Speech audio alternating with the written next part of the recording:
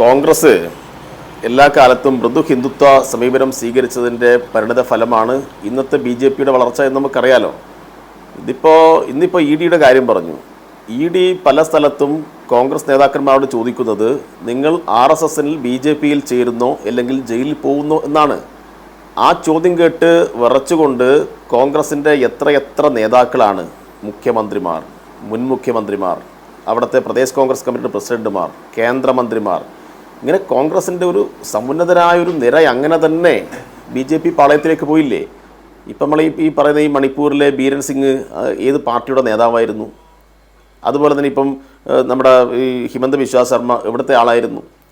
ഇങ്ങനെ മഹാരാഷ്ട്രയിൽ നോക്കിയാൽ, ഇവിടെ ഗോവയിൽ നോക്കിക്കഴിഞ്ഞാൽ, അല്ലെങ്കിൽ മറ്റ് ഹിമാചലിൽ നോക്കിക്കഴിഞ്ഞാൽ, ഇങ്ങനെ വിവിധ സംസ്ഥാനങ്ങളിൽ നോക്കിക്കഴിഞ്ഞാൽ അവിടെയെല്ലാം കോൺഗ്രസ് നേതാക്കളോട് ഇവർ ഭീഷണി രൂപത്തിൽ സംസാരിക്കുന്നു, EDയെ വിട്ട്.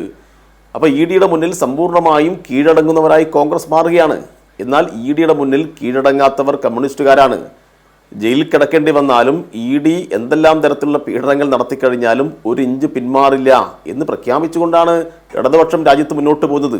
അതുകൊണ്ട് ഏതെങ്കിലും ED വന്ന് ആരെങ്കിലും ഭയപ്പെടുത്തിയാൽ നാളെ കോൺഗ്രസിൽ BJPയിൽ ചേർന്ന് ഞങ്ങൾ ആ പ്രശ്നങ്ങൾ സബൂറാക്കും എന്ന് എവിടെയും പറയുന്നില്ല. ഇപ്പം കോൺഗ്രസ് മാത്രമല്ല, ഇപ്പം തൃണമൂലിൻ്റെ ഭാഗത്ത് നിന്ന ബംഗാളിൻ്റെ അനുഭവം നമ്മൾ കണ്ടല്ലോ. അപ്പോൾ അതാണിപ്പോൾ രാജ്യത്ത് നടന്നുകൊണ്ടിരിക്കുന്നത്.